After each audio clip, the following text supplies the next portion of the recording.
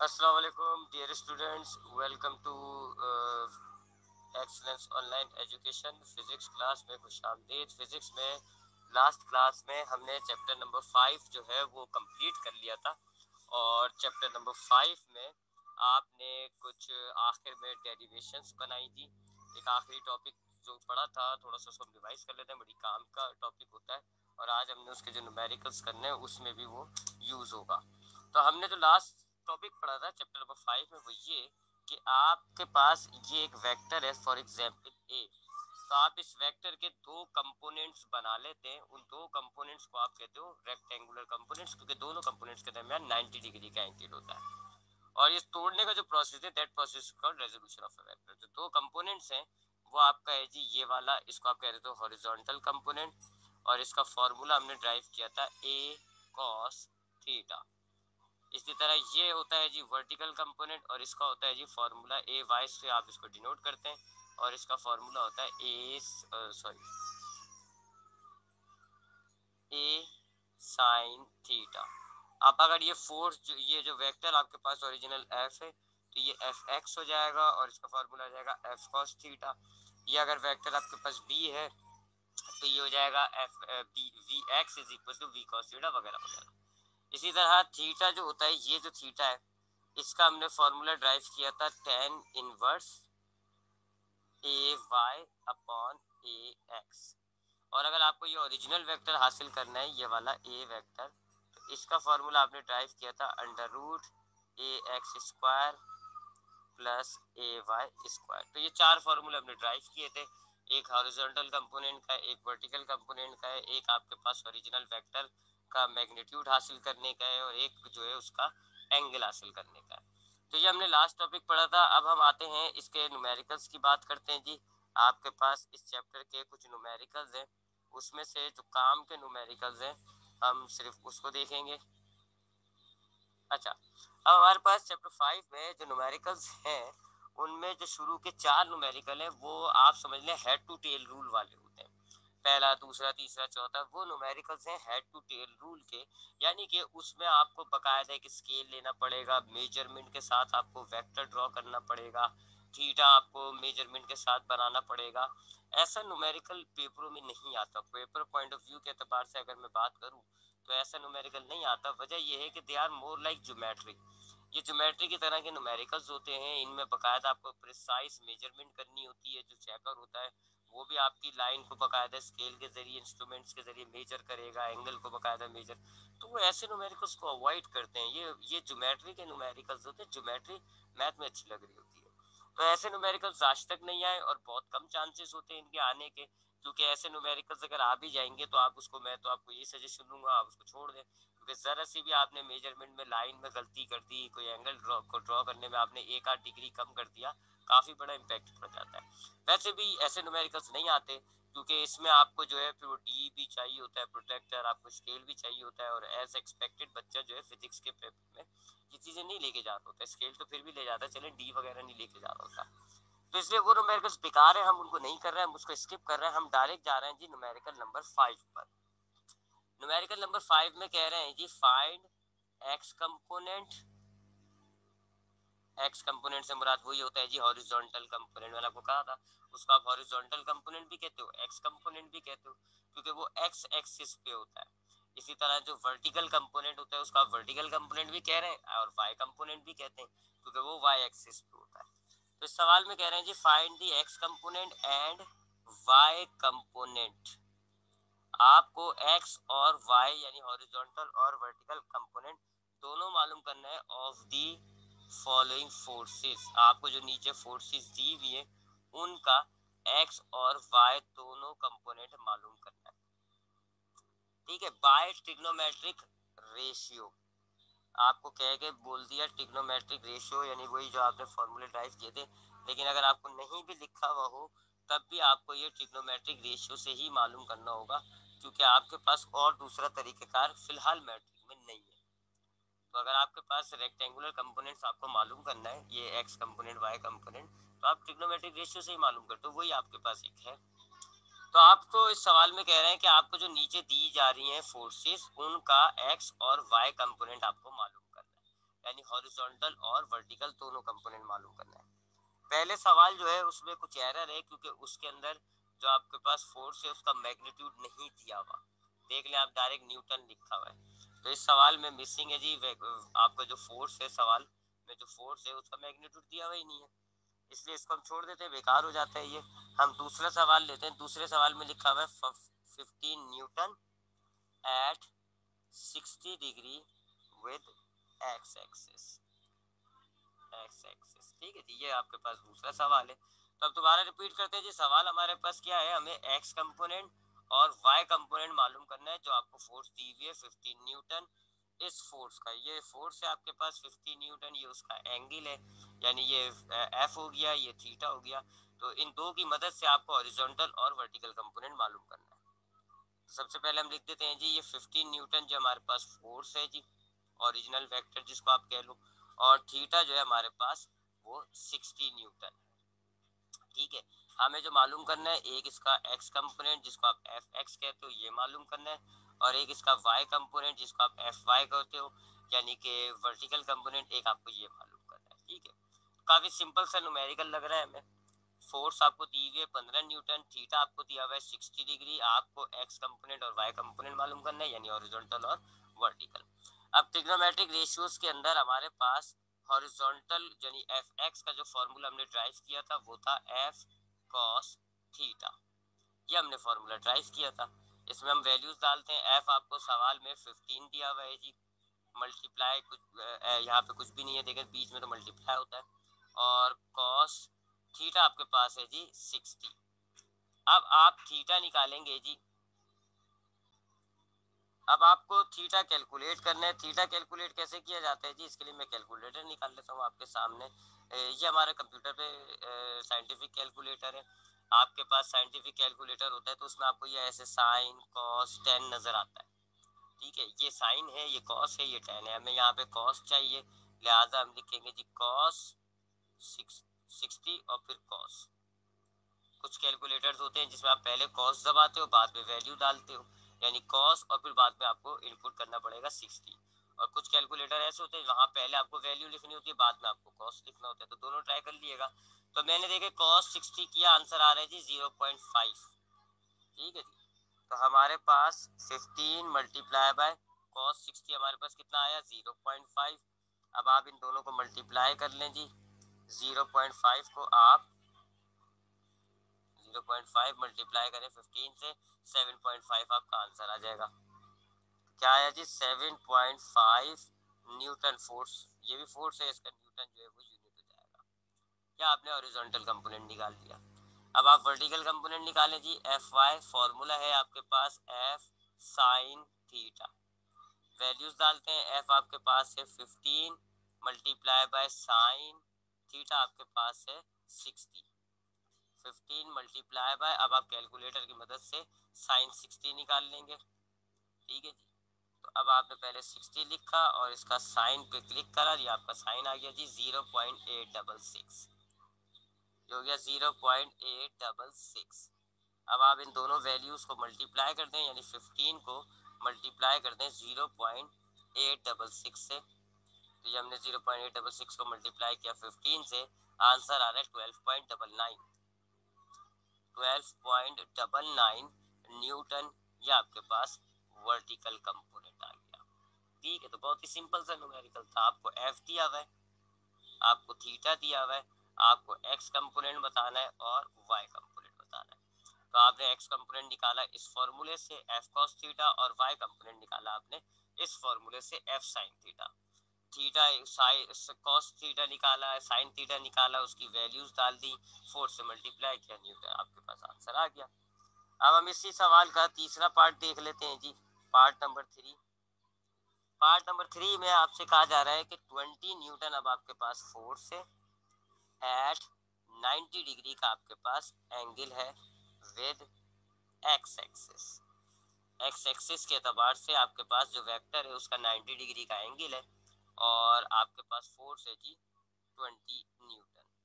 Force हमारे पास है 20 न्यूटन, थीटा इस बार हमारे पास दिया हुआ है 90 डिग्री का, हमें जो है एफ एक्स मालूम करना है, और एफ वाई मालूम करना है। तरीकेकार आपका बिल्कुल वही रहेगा। आप एफ एक्स के लिए फॉर्मूला लगाएंगे एफ कॉस थीटा। एफ की वैल्यू इस बार 20 दी हुई है, मल्टीप्लाई बाय कॉस थीटा की वैल्यू इस बार 90 दी हुई है। कॉस 90 जो होता है आप साइंटिफिक कैलकुलेटर से निकाल लीजिएगा, वैसे जीरो आता है, मैं आपको चेक करा देता हूँ। देखिए जी 90 और ये हमने कॉस किया, देखिए आंसर आ रहा है जीरो। ठीक है, तो 90 कॉस 90 आ गया आपके पास जीरो, और आप जब 20 से मल्टीप्लाई करेंगे जीरो को तो आंसर जीरो आ जाएगा। इस वेक्टर का एक्स कंपोनेंट जीरो है। अब आते हैं वाई कंपोनेंट की तरफ, एफ वाई, इसका फॉर्मूला होता है एफ साइन थीटा। वैल्यूज डालें जी, एफ का मतलब हो गया 20, साइन का मतलब हो गया साइन, और थीटा का मतलब हो गया 90। अच्छा जी 20 साइन 90 अगर आप निकालेंगे 1 आएगा आंसर, चेक कर लिएगा। F y is equal to 20 newton. ठीक है, तो एफ वाई आपके पास आ गया 20 न्यूटन। ठीक है जी, ये आपने क्वेश्चन नंबर 5 के दोनों पार्ट्स को सॉल्व कर लिया। अब हम आते हैं अगले सवाल पे। अब हमारे पास अगला सवाल है क्वेश्चन नंबर 6, डिटरमाइन, मालूम करें, डिटरमाइन करें। डिटरमाइन कंप्लीटली, मुकम्मल तौर पर आपको मालूम करना है।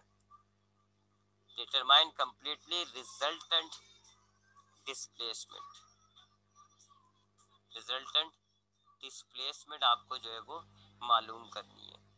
आपको याद होगा रिजल्टेंट डिस्प्लेसमेंट हम उसको ही कहते हैं ना जो आपके पास ओरिजिनल वेक्टर होता है। Displacement vector in each of the following cases. आपको जो नीचे 3 केसेस दिए जा रहे हैं, तमाम केसेस के अंदर आपको रिजल्टेंट वेक्टर मालूम करना है कंप्लीटली। पहला पार्ट है जी, पहला सवाल हमारे पास है, एक्स कंपोनेंट आपको दिया हुआ है, एक्स कंपोनेंट आपको दिया हुआ है 5 किलोमीटर, और वाई कंपोनेंट आपको दिया हुआ है, लिख के दिया हुआ है एक्स कंपोनेंट और वाई कंपोनेंट 3 किलोमीटर। देखिए जी, अगर हम डायग्रामेटिकली बात करें, डायग्रामेटिकली बात करें तो ये आपके पास होता है एक्स कंपोनेंट, यहाँ डिस्प्लेसमेंट है लिहाजा मैं डी एक्स लिख दूंगा, और ये होता है जी उसका वर्टिकल कंपोनेंट, इसको आप कहेंगे डी वाई। अगर आप इन दोनों को प्लस कर लें, प्लस करने के बाद जो आंसर आता है उसको आप रिजल्टेंट वेक्टर कहते हो, रिजल्टेंट वेक्टर। और इन दोनों की सिचुएशन में वो आपका ओरिजिनल वेक्टर होता है। तो दरअसल आपको ओरिजिनल वेक्टर कहा तो रिजल्टेंट है, लेकिन जब एक्स और वाई कंपोनेंट का आप रिजल्टेंट निकालते हैं तो वो ओरिजिनल वेक्टर ही होता है, तो आपको ओरिजिनल वेक्टर मालूम करना है। ठीक है, ओरिजिनल वेक्टर का फॉर्मूला होता है theta f x is f x square plus f y square. तो आपको रिजल्टेंट वेक्टर मालूम करना है। एक्स कंपोनेंट और वाई कंपोनेंट में जो रिजल्टेंट वेक्टर होता है वो एक्चुअल में आपका ओरिजिनल वेक्टर ही होता है। एक बात, दूसरी बात कंप्लीटली बताना है, मुकम्मल तौर पर रिजल्टेंट वेक्टर बताना है, यानी रिजल्टेंट वेक्टर का मैग्नीट्यूड भी और रिजल्टेंट वेक्टर की डायरेक्शन दोनों, यानी थीटा भी और मैग्नीट्यूड भी दोनों आपको बताना है। तो चलिए अब हम इस न्यूमेरिकल को सॉल्व कर लेते हैं, ये भी इजी है जी।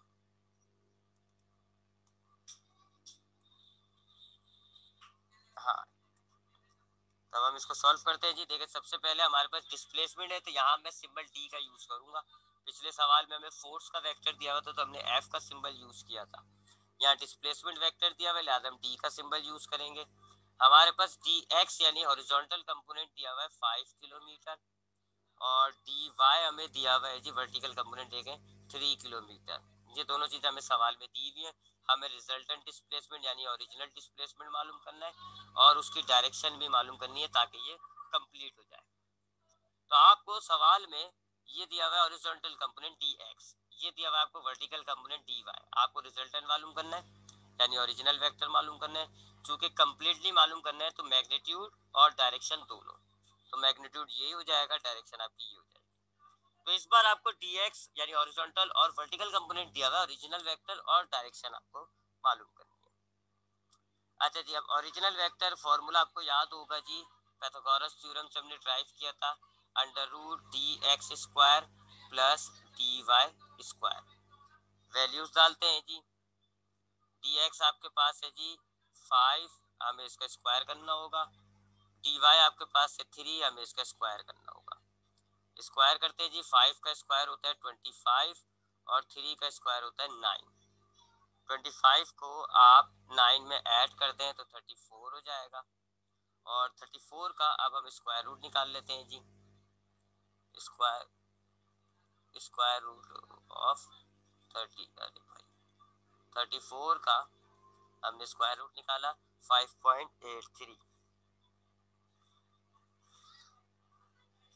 ठीक है जी, तो डी आपके पास कितना आ गया 5.83 किलोमीटर।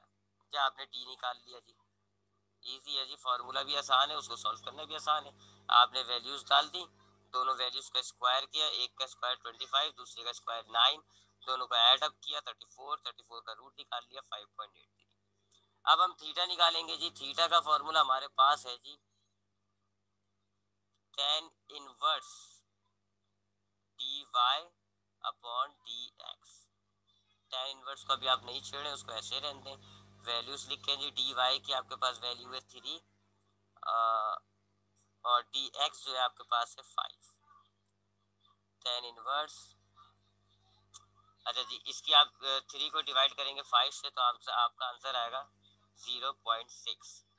अब आप tan इनवर्स ऑफ 0.6 कैलकुलेट करेंगे जी।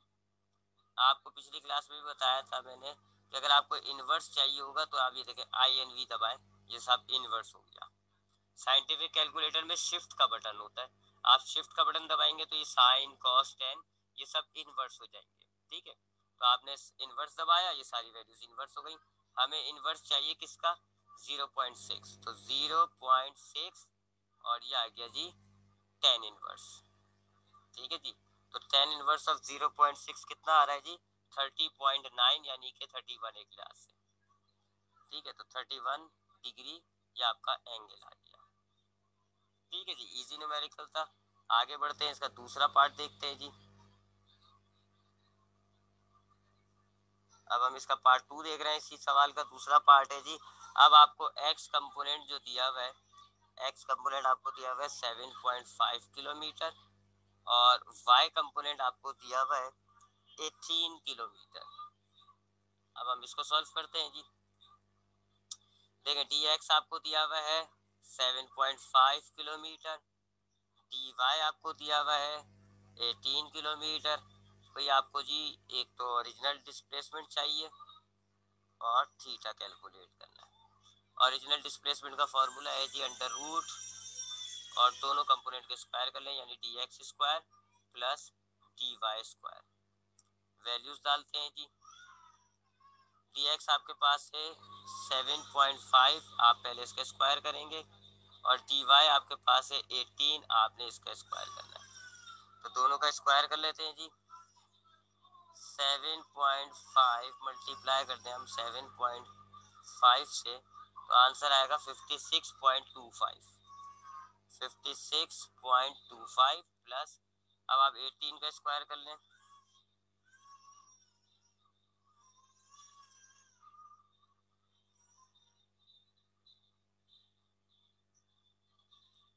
अच्छा जी 18 मल्टीप्लाई बाय 18 ये होता है जी 324। 324, तो दोनों वैल्यूज का आपने स्क्वायर कर दिया। अब आप दोनों वैल्यूज को प्लस कर दें और फिर उसका रूट निकाल दें। 324 में आप प्लस करें 56.25, द आंसर इज 380.25। 380.25। अब आप इसका स्क्वायर रूट निकाल लेंगे।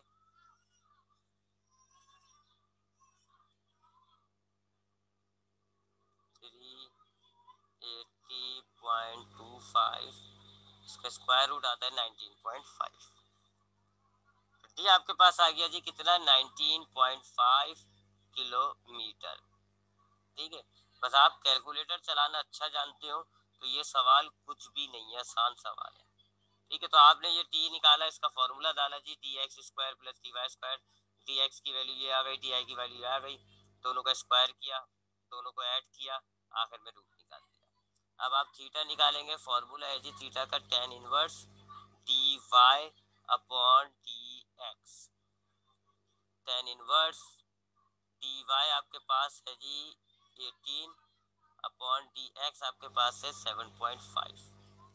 tan इनवर्स दोनों वैल्यूज को डिवाइड करके पहले फ्रैक्शन खत्म करते हैं जी।